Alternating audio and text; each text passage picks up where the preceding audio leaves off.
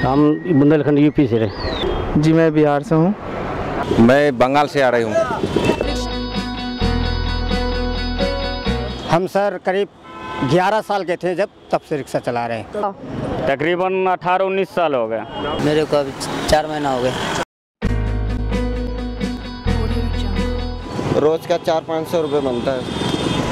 250-300, 350 ज़्यादा से। दिन में 250-300 हो जाता है। फायदा वही महीने का 3-4 हज़ार रुपये बच जाता है, दूसरा क्या। बहुत क्या है, वो तो ज़रूरत की चीज़ें भी पूरी नहीं हो पाती। अच्छा। इससे होता उतना 300 से अब क्या हो पाता है। इस दिल्ली में तो 300 से कोई उपाय नहीं है, अब तो कमाना ही पड़ता है।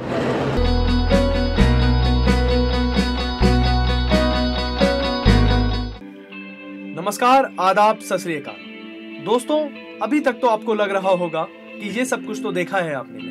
आप सब जानते हैं कि ये लोग कैसे रहते हैं, पर क्या आप सही में जानते हैं इन्हें? Do you really know a rickshaw वाला? Let's know them. आइए जानते हैं इन्हें। चलो भैया।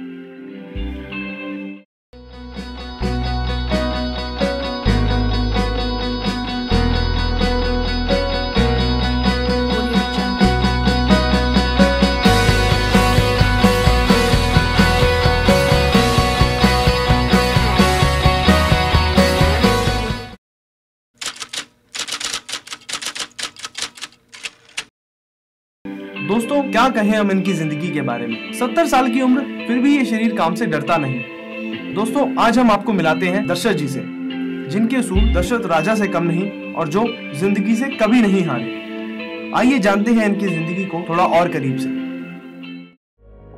सुबह 5:30 बजे उठकर दशरथ अपनी रोज की राह पर निकल जाते हैं ताकि वो लोगों को उनकी मंजिल तक पहुंचा सकें।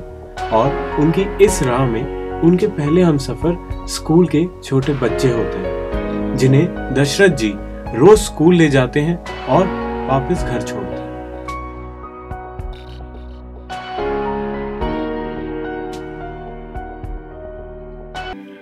दोस्तों, दशरथ जी दिखने में आम इंसान की तरह नहीं है। उनका चेहरा एक ट्रेन एक्सीडेंट में खराब हो गया था। पर जब हमने बच्चों से पूछा कि क्या उन्हें उनके चेहरे को देख के डर लगता है, तो कुछ ये सुनने को मिला। कब से अंकल के साथ जा रहे हो? छोटे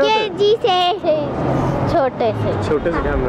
और क्या कहते हैं, कभी डर तो नहीं लगा अंकल के साथ? नहीं। कि आँख फूटी हुई है? नहीं। आप क्या बनना चाहते हो? डॉक्टर। मैं नर्स। डॉक्टर। अंकल की आँख ठीक करोगे फिर? सारे अंकल की आँख कौन ठीक करेगा? हाँ। जब से छोटी थी ऊपर से बैग लेके जाते थे, छोड़ के जाते थे ऊपर तक, कभी अनसेफ फील नहीं हुआ भैया। हाँ। कभी जैसे अंकल की चोट लगी हुई है इसमें, कभी डर नहीं लगा उनके साथ जाते हो या कुछ ऐसे? कभी नहीं। ऐसा कभी कुछ मन में नहीं आया कि मैं नहीं जाना इनके साथ? नहीं। कैसा बॉन्ड करता है अंकल के साथ? मतलब अगर अंकल आएंगे छोड़ने तो हम सीधे घर ही पहुंचेंगे, ठीक ठाक घर पहुंचेंगे आराम से। हाँ, पूरा विश्वास है। छोटे बच्चों के मुंह से इतनी बड़ी बात सुनकर लगा कि सच में बच्चे भगवान का रूप भी होते हैं, जो किसी में भी भेदभाव नहीं करते। दशरथ जी पहले रेलवे के रसोई घर में काम किया करते थे। वहां हुए एक हादसे में उनके चेहरे के साथ साथ उनकी एक आंख भी खराब हो गई। डॉक्टरों ने इलाज की सलाह तो दी, पर ठीक हो जाने का भरोसा नहीं दिलाया, और इस डर के चलते बची हुई बाकी जिंदगी भी अकेली ना काटनी पड़ जाए, उनकी बीवी ने इलाज करवाने से मना कर दिया। अपनी आंखों के लिए कुछ ट्रीटमेंट वगैरह बहुत कुछ करा था, बहुत कुछ किया, मगर ये कहने लगे कि इनका सर खुल के ऑपरेशन होएगा, 3 मिनट का ऑपरेशन होएगा, ऑपरेशन होके इसमें इंजेक्शन लगेगा। फिर कहते हम जिम्मेदारी नहीं लेते कि जिएगे ना जिएगे। मैं बोली भैया रहने दो, मुझे नहीं करना, मेरे आदमी के सिवा तो मेरा कोई भी ना। अगर इनको कुछ हो जाएगा तो मैं तो किधर की भी ना रह गई, मेरा तो कोई भी ना, यही सहारा है मुझे जी। यहाँ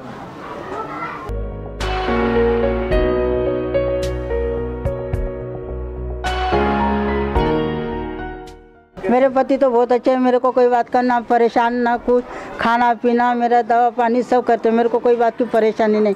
क्यों, मेरे ना माँ ना बाप ना बहन ना भाई, मेरा कोई भी नहीं, बस यही आदमी है, यही माँ है, यही बाप, सब कुछ मेरा यही है। तो जब शादी हुई थी तब तो माँ बाप थे ना? हाँ नहीं, किसी ने तुम्हारे जैसे किसी ने करा है। अच्छा। हाँ रिश्ता करवा दिए। हाँ कह रहे भैया इसका कोई भी ना, तू लेके जा। कह रहे एक टाइम मैं भूखा बैठूंगा, मगर इसको भूखा नहीं बैठूंगा। देखो वही है, अगले खाएंगे नहीं, मुझे खिलाएंगे। दशरथ जी का सिर्फ चेहरा ही अलग नहीं है, बल्कि असल जिंदगी में भी वो बिल्कुल अलग तरह के इंसान है। दशरथ जी की जिंदगी को जब हमने और करीब से जानने की कोशिश की तो उन्होंने हमें बताया कि उनका एक बहुत बड़ा परिवार है, जिसमें 3 बहनें और 2 भाई हैं। तो हमने भी उनसे पूछा कहाँ हैं वो लोग, तो उन्होंने अपनी जिंदगी का एक और पहलू हमारे सामने रख दिया। तो आप रेलवे में थे तो सरकार ने अपनी तरफ से कुछ मुआवजा वगैरह दिया था? हाँ, उसी पर तो 4 बहनों की शादी की नहीं तो कहाँ होता, 5-6 लाख रुपए दिया था। तो एक तो मालवीय नगर में मकान बनवा दिया गया, बाकी जो बचा है तो बहनों की शादी में लगा दी। तो मालवीय नगर का मकान किसके पास? भाई लोग के पास है। भाई लोग के पास? भाई भी बहुत नीचे निकले सर, ठीक है, आजकल कोई किसी का होता नहीं। हमने आपको क्या कहा था कि जो 9 महीना पेट में रखने के बावजूद भी वो नहीं समझती है तो दूसरे की तो औकात ही क्या। इसलिए हम अपने आप को ऊपर भगवान, नीचे आप लोग, वैसा है। पर एक चीज होती है ना कि आप एक बार बताइए, कहते हैं ना कि बाबा कुछ नहीं हो तो राम राम के तो चोर नहीं होना चाहिए, शाम दुआ तो होना चाहिए। क्या निकलते नहीं होंगे? कई बार जाते होंगे, कई बार चांदी चौक आते होंगे, कई बार इनका भाई मिला कार में, मगर बात नहीं करते, रुकते ही नहीं है। मैं पैसे वाले, आप भी तो हो, आप भी तो अपने परिवार से मिलते होगे, चलो भाई छोटा है तो क्या हुआ, लेकिन मिलना चाहिए, लेकिन वो तो सामने कोई नहीं पड़ता। बच्चे हैं? 4 है। कहाँ यहीं पे है? नहीं, गांव में, बिहार में। माता पिता गुजर गए। तो अब 4 बच्चे और बीवी होंगे। हाँ, माँ है, बाप नहीं है। बाप नहीं? 2 है। दोनों गांव में? जी हाँ, जी हाँ, अकेले रहते हैं? हाँ जी। 3 बच्चे, 2 लड़का 1 लड़की।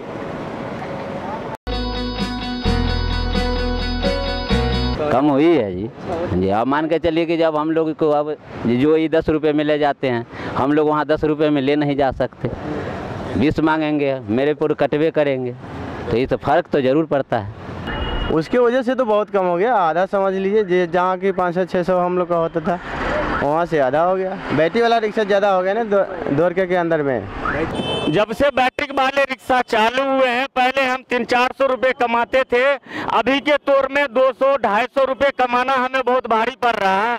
सवारी ये कहते हैं कि तुम मांगते हो 20 रुपये और उसमें जाते हैं 10-5 रुपये में, तो इसलिए वो लोग बैटरी में बैठते हैं, हमारे रिक्शे पे नहीं बैठते हैं।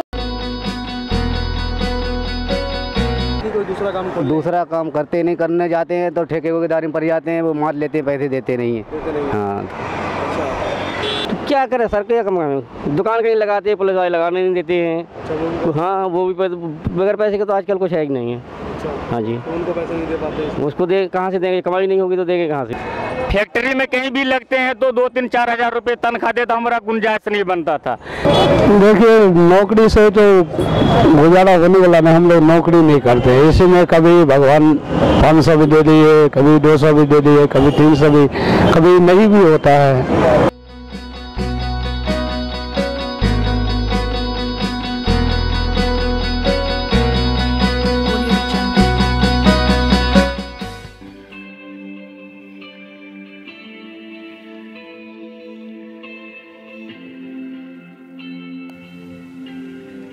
दोस्तों, दशरथ जी के विचारों को सुनने के बाद हमें यकीन नहीं हो रहा था, आज जहां लोगों के पास सब कुछ होने के बाद भी वो अपनों के लिए कुछ नहीं कर पाते, वहीं एक मामूली से रिक्शे वाले ने, जिसके पास कुछ नहीं था, अपनों के लिए सब कुछ कर दिया। तब हमें एहसास हुआ कि इंसान अपने कर्म से नहीं, अपने विचारों से बड़ा होता है।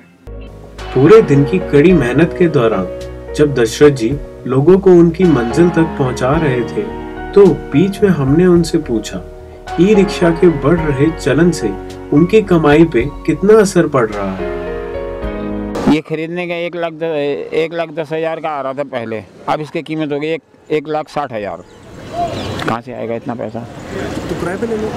किराए पे 400 रुपये रोज की किराया है, और कम से कम 5,000 या 6,000 रुपये डिपॉजिट जमा करना पड़ता है जड्डी का। तो आमदनी भी तो उतनी है। आमदनी तो खैर मेरा ख्याल इसमें है, लेकिन आगे मैं क्यों नहीं निकाल रहा हूँ, इलेक्शन के बाद ही देखता हूँ। तो इलेक्शन के बाद शायद हो सकता है कि रद्द हो जाए। बैटरी रिक्शा रद्द हो जाएगी? हाँ, क्योंकि इसमें बहुत जनों का मजदूरी मारी जा रही है ना। दोस्तों, ई रिक्शे के बढ़ रहे प्रयोग का असर हमें दशरथ जी की कमाई पर साफ दिखाई दिया।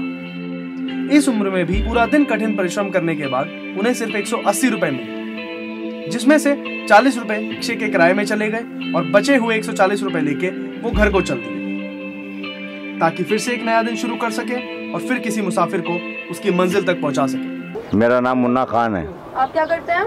रिक्शा गैरेज है मेरा। कब से?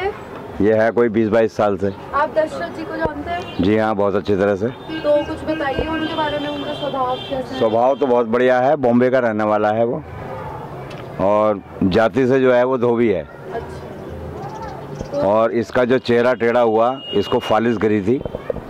ये पहले रेलवे में नौकरी था बॉम्बे के अंदर, और आँख भी जब से इसकी ख़राब है, मगर बहुत ही मेहनती और ईमानदार है। ये जो है शुरू से मेरे पास ही। तो पूरा विश्वास एक पूरा बहुत भरोसेमंद आदमी है, बहुत कुछ नहीं, बिल्कुल गुड आदमी है। तो हम अपने इस आम से इंसान को जानने की खोज में दिल्ली के कोने कोने में गए, और आखिरकार दशरथ जी में हमें वो खास चीज मिल ही गई। दोस्तों, ये रिक्शे वाले अपनी मंजिल तक पहुंचने के इस कठिन सफर में लोगों को उनकी मंजिल तक बहुत आसानी से पहुंचा देते हैं, पर हम लोग इन लोगों को एक आम इंसान जैसा सम्मान देना भी जरूरी नहीं समझते। दोस्तों, आखिर में बस इतना कहेंगे कि अगर आगे से कोई रिक्शे वाला आपकी राह आसान कर दे, तो आप भी उसकी 2 वक्त की रोटी आसान कर दें। नमस्कार, अलविदा।